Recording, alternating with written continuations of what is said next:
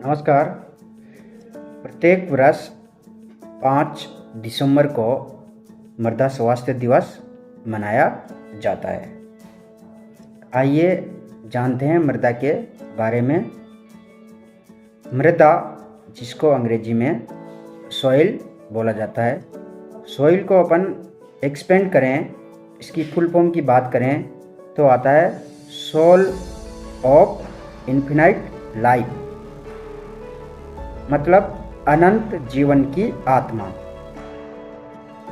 मृदा न केवल पेड़ पौधों और जानवरों की आत्मा ही नहीं है, बल्कि पृथ्वी पर उपस्थित समस्त जीवों की आत्मा है। मृदा की बनावट की बात करें तो इसमें 25% हवा, 25% पानी और 45% खनिज मिनरल्स पाए जाते हैं और 5% जैविक पदार्थ होता है।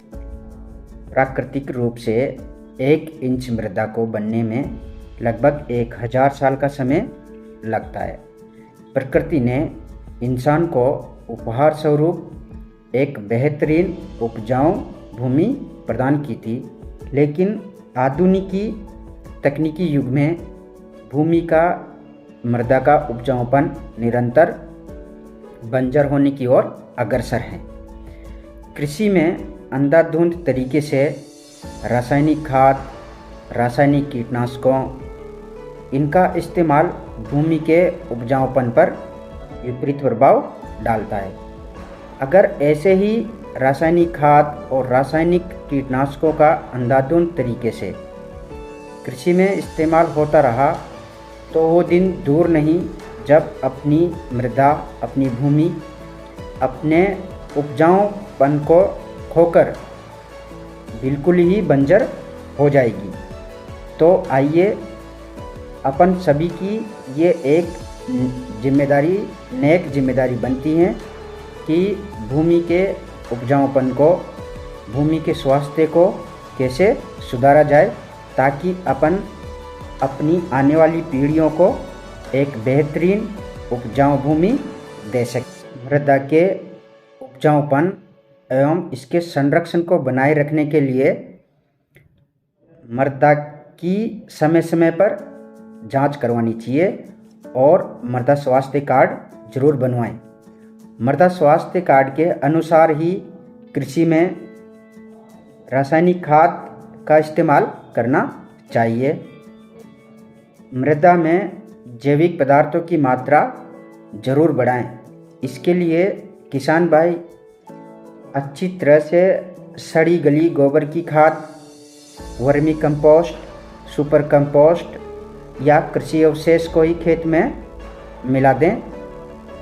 प्राकृतिक खेती को अपनाना बहुत ही ज़रूरी है। रासायनिक कीटनाशकों की बजाय जैविक कीटनाशकों का इस्तेमाल करना चाहिए।